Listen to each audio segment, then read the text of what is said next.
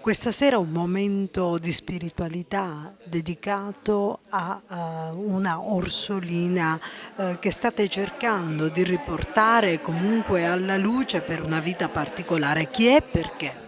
Questa Orsolina è Angelina Tricoli di Ravanusa, la quale ha trascorso la sua vita sospesa tra il cielo e la terra, un'anima contemplativa, mistica, ciò nonostante impegnata nell'apostolato, nella vita sociale, nell'attenzione verso gli ultimi. Di Angelina Tricoli se ne è parlato molti anni fa, una quarantina di anni fa, ma poi è caduto l'oblio. Oggi noi abbiamo scoperto i suoi scritti, circa 2000 pagine, e abbiamo capito che siamo dinanzi ad un'anima contemplativa, ad una mistica pari ad esempio a Lucia Mangano, che è un'altra Orsolina contemplativa di Catania. Siamo dinanzi dunque a un grosso personaggio, una grossa figura, ad una persona che trascorreva la sua vita in colloqui intimi con Gesù.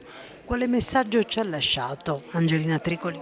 Il messaggio che ci ha lasciato è questo, che sì come Chiesa, sì come persone dobbiamo essere impegnate nella vita, ma avere lo sguardo verso l'alto, verso il cielo.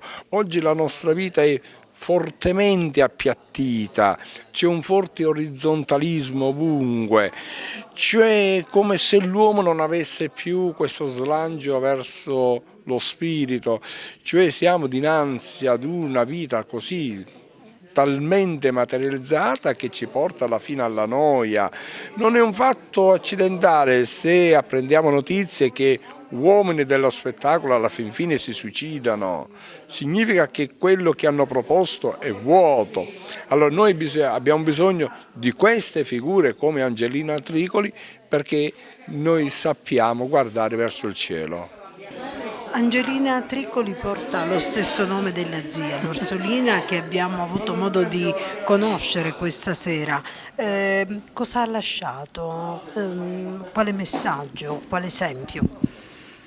Il suo ricordo, ripensare alla sua vita e in qualche modo cercare di seguire il suo esempio e uniformarci a lei, a come era lei.